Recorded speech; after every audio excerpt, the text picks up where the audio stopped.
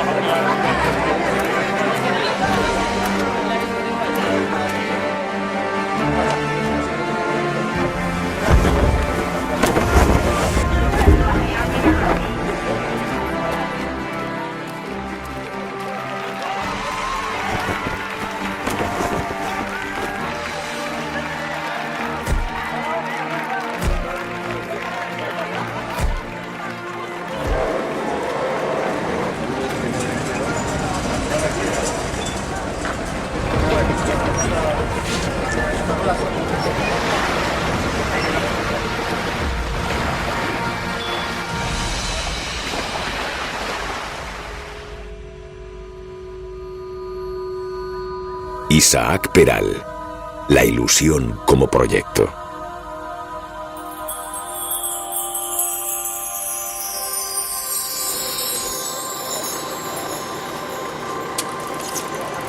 Rodeado de un ambiente de mar, el pequeño Isaac comenzó a construir una vida repleta de ilusión y perseverancia.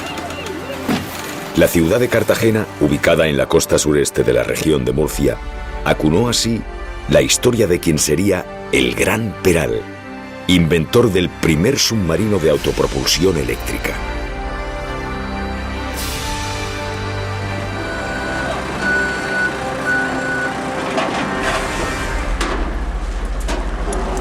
Con pasión y espíritu luchador, Peral fue superando un gran número de obstáculos y llegó a dar vida a ingeniosos proyectos en el campo de la ciencia del siglo XIX.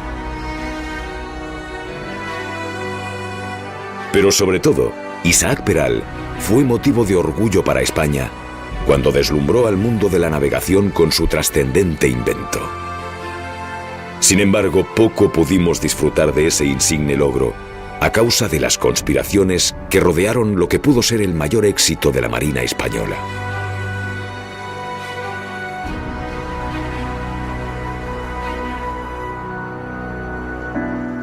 Nacido en 1851, Isaac Peral vivió en Cartagena sus primeros 8 años, en una casa del Callejón de Zorrilla. Su padre era capitán de marina, lo que seguramente fue una influencia decisiva en la vida del joven. Acostumbrado a escenas de playas, puertos y navíos, el agua habría sido para él un elemento familiar e íntimo, al que llegaría a dominar en lo profundo.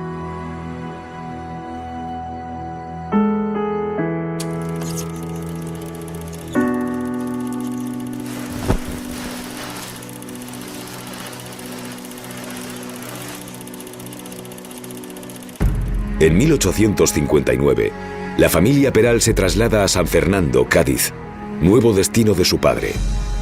Allí Isaac ingresó como su hermano en el Colegio Naval Militar de San Carlos para comenzar la carrera en la Marina con solo 14 años. Peral se aplicó con esfuerzo y firmeza y en poco tiempo obtuvo la distinción de guardiamarina. Poco después, en 1872, se embarcó como alférez de navío en la corbeta Villa de Bilbao, el primero de sus destinos navales. Filipinas, Italia, las Antillas y Cuba. Muchos de esos destinos incluyeron contiendas militares, y en todas ellas Isaac se destacaba por el valor con que defendía a España. Así, con solo 21 años, Peral es condecorado con la medalla de la Cruz Roja del Mérito Naval por su participación en la Guerra de Cuba, a la que se une otra distinción obtenida en la Guerra Carlista en 1875. Fueron 16 años de sucesivos viajes, en los que Peral llegó a sumar 1.318 días en el mar. Sin embargo, Isaac Peral no solo era reconocido por su valentía en los conflictos bélicos. Ya entonces destacaba por su entrega al análisis y la observación, con ingeniosas elucubraciones que lograban entusiasmarlo profundamente. Después de un tiempo de viajes, Peral asume un nuevo rumbo vocacional y se convierte en profesor de guardiamarinas en San Fernando. Este giro le dio oportunidad de plasmar su primer escrito, fruto de sus muchas observaciones, el Tratado Teórico Práctico sobre los huracanes. Recibió por ello la Cruz de la Orden del Mérito Naval, esta vez por su labor científica, que no hacía más que comenzar.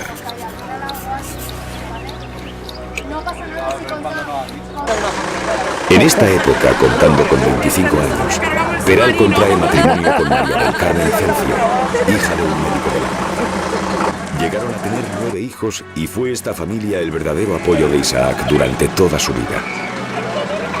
En 1880, Isaac asciende a teniente de navío, lo que le llevará a realizar nuevos viajes que se alternan con trabajos científicos como ingeniero.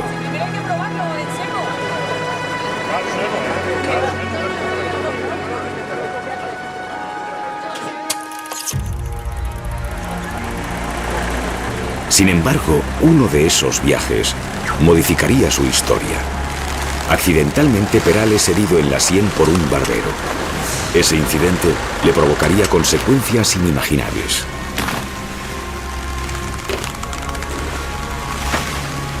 Debido a este malestar cada vez mayor, Peral regresó a España en diciembre de 1882 y se retiró definitivamente de la navegación.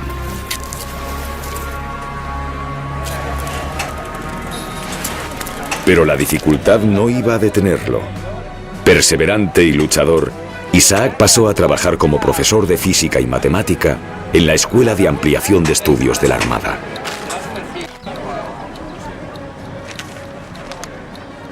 El inventor que había en él latía con entusiasmo y no se iba a dejar abatir por la enfermedad.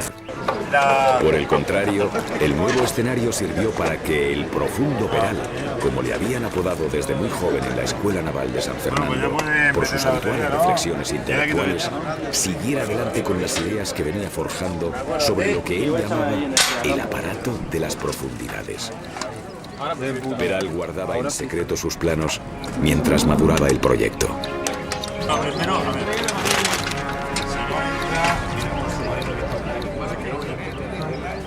Vale, fuera. Sí.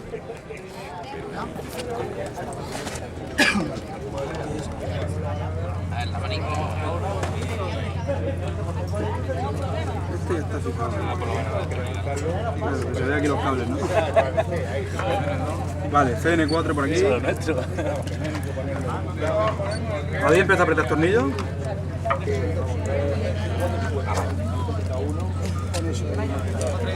Vamos a tocar igual desde ahí todas las que le dan.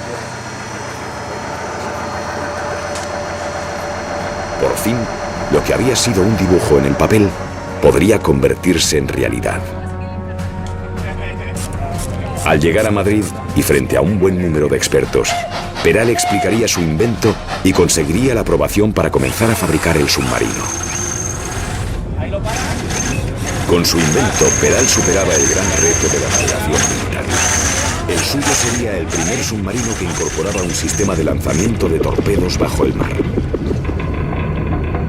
El invento del cartagenero era el arma de guerra perfecta, que pronto levantaría la atención del resto del mundo y despertaría su fama. Así, en 1885, se destinó un presupuesto inicial de 5.000 pesetas que sirvió para adquirir el material necesario. Superando sus problemas de salud, el inventor se ocupó personalmente de su compra. Los aparatos ópticos en París, accesorios y torpedos en Berlín, acumuladores de electricidad en Bruselas, los aceros, motores y hélices en Londres, además del tubo lanzatorpedos. A pesar de las suspicacias del nuevo ministro de Marina Berenguer, que por celos e intereses políticos empezaba a conspirar contra él, Peral consigue montar el primer torpedero submarino en 1887. Contaba con la confianza y el entusiasmo de la reina regente María Cristina, quien le había otorgado una nueva dotación de 600.000 pesetas.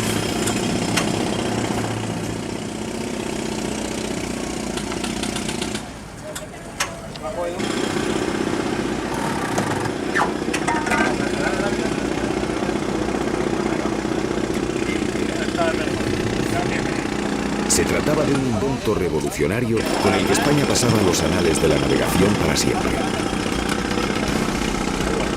Con su casco, cuadernas y mamparas de acero, el submarino de Peral se adentraba en el mar y también en la historia. Consistía en una nave de un solo casco de 22 metros de eslora. La manga y el puntal medían casi 3 metros cada uno.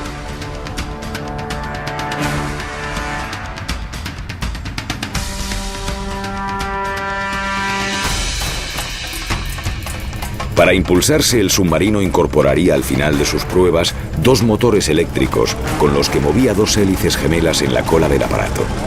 Con ello podía alcanzar una velocidad de hasta 10 nudos. La energía eléctrica para todo el aparato era suministrada por una batería de 613 elementos que pesaba 30 toneladas.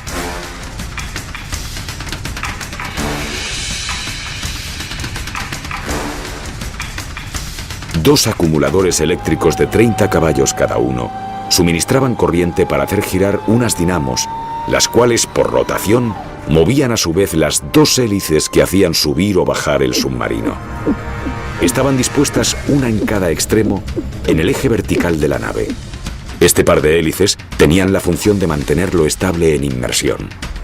Asimismo, y como gran originalidad de Isaac, un sofisticado aparato de profundidades permitía el hundimiento y salida a superficie del submarino según se llenaran o vaciaran de agua los tanques diseñados para tal fin.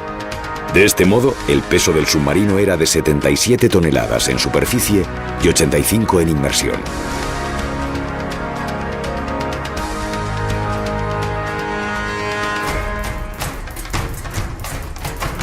El Peral, como pronto se le llamó al primer submarino de la historia preparado para fines bélicos, llevaba 2 torpedos dispuestos en un tubo de lanzamiento en la proa. Contaban con 2 tapas herméticas, lo que permitía el disparo y recambio al disponer de espacio para 2 torpedos de reserva.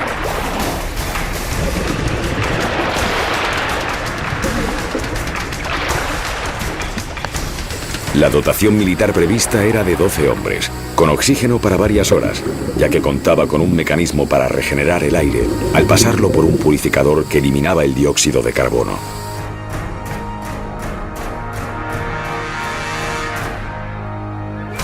También fue idea de Peral el tipo de periscopio incorporado con una serie de prismas que reflejaban el exterior. Por primera vez, un aparato podía funcionar con autonomía debajo del agua, garantizando el suministro de oxígeno. Todo gracias al ingenio de Peral, que había aplicado sus descubrimientos relacionados con el acumulador eléctrico a un sumergible. Era la primera vez que se construía en el arsenal de Cádiz una nave de metal.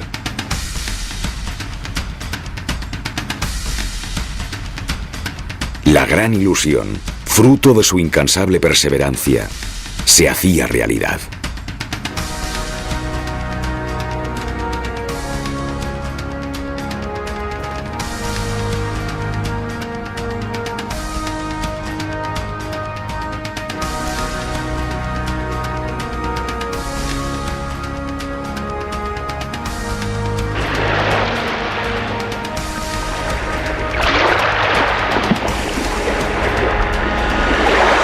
Con todo preparado, el día 8 de septiembre de 1888, a las 14:35, el submarino fue botado en el arsenal de la Carraca, en San Fernando.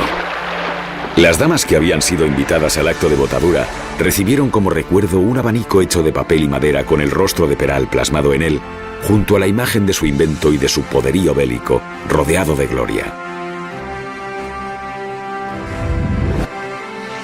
Para ese entonces la fama del cartagenero era enorme en toda España.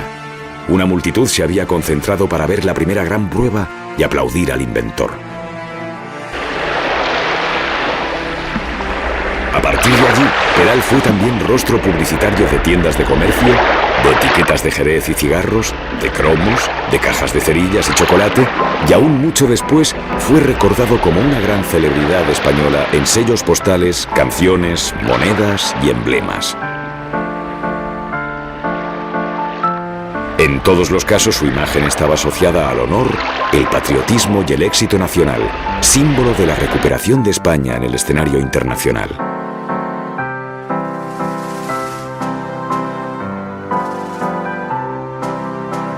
Las noticias del éxito se propagaban y todo el mundo deseaba abrazar al inventor.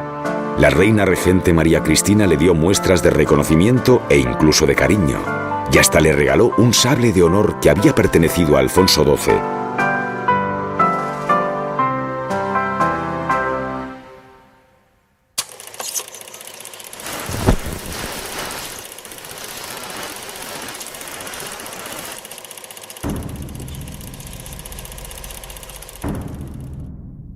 Pero las envidias y los intereses ocultos pudieron más, y la junta de expertos, con la influencia de algún interés político, desprestigió el nombre de Peral y las cualidades de su invento.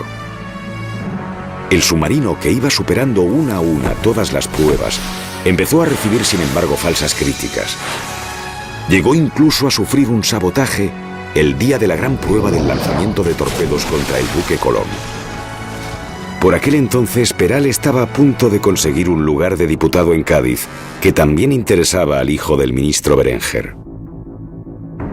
Así, inexplicables intrigas políticas se sucedieron, y la Junta Técnica emitió un agrio informe que afirmaba que el submarino había defraudado la expectativa y que sus deficiencias eran tales que la nave construida no servía para nada. Más preocupados por sus celos que por el bien de España, los responsables dejaron al descubierto los escritos de Peral y se dice que algún país extranjero tuvo acceso a ellos.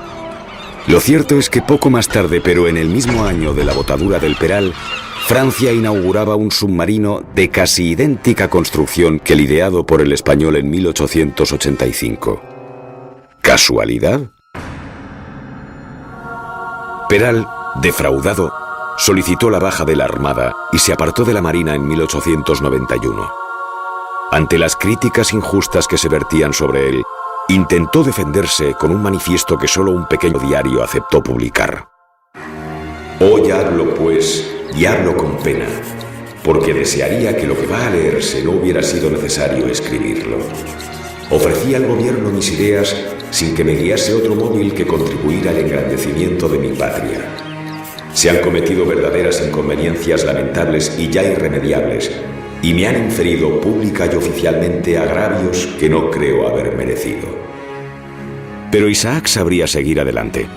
Su vocación inventora era el motor de su energía, y su ilusión estaba puesta ahora en nuevos proyectos a los que se entregaba con igual pasión. Instalado en Madrid, en 1892 creó su propia empresa de electricidad y patentó diversos aparatos eléctricos como el acumulador. Gracias a Peral nacieron los primeros tendidos de electricidad que hubo en España. Sus inventos llamaban la atención y eran solicitados desde el extranjero. Suyo fue también el primer prototipo de la ametralladora eléctrica usada en la Primera Guerra Mundial.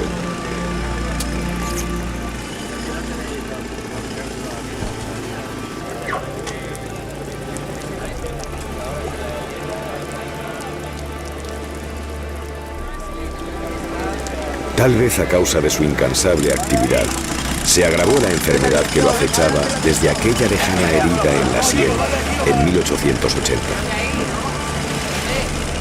15 años después, en 1895, Isaac se trasladó con su mujer a Berlín para recibir una intervención de urgencia, pero una infección aceleró lo que ya era una muerte segura. En mayo de ese año, y con solo 44 años, moría en Alemania uno de los hombres más ingeniosos en la historia de la ciencia española. sus restos fueron trasladados a Madrid, donde pasó inadvertido en el cementerio de la Almudena. Pero en 1911, Cartagena rescató a su hijo de aquel olvido y lo devolvió a su región de Murcia natal. La ciudad que había visto nacer las primeras ilusiones de Peral tenía la determinación de acunar ahora sus sueños y recordarlos ante el mundo.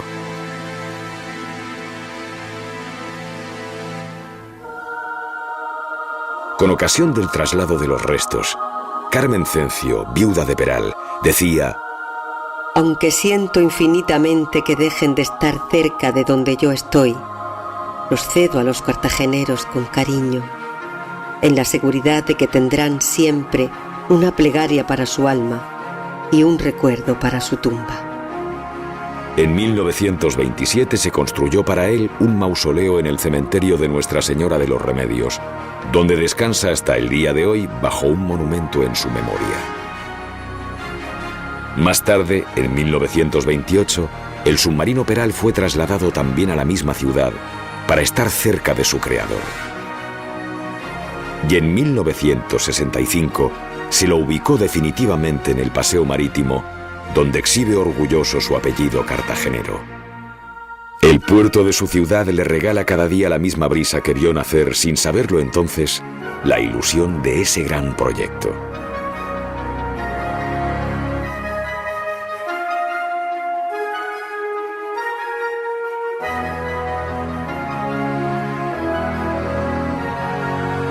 Parece simple, del sueño a la idea, de la idea al invento. Sin embargo, nada fue tan sencillo. Por eso la herencia de Isaac Peral es mucho más poderosa que el submarino. Es el recuerdo permanente de que los grandes proyectos humanos dependen tanto del ingenio como del coraje, la perseverancia y el entusiasmo. Y Peral lo sabía. Sabía mejor que nadie que solo soñando desde lo más hondo llegaría a dominar el mar profundo.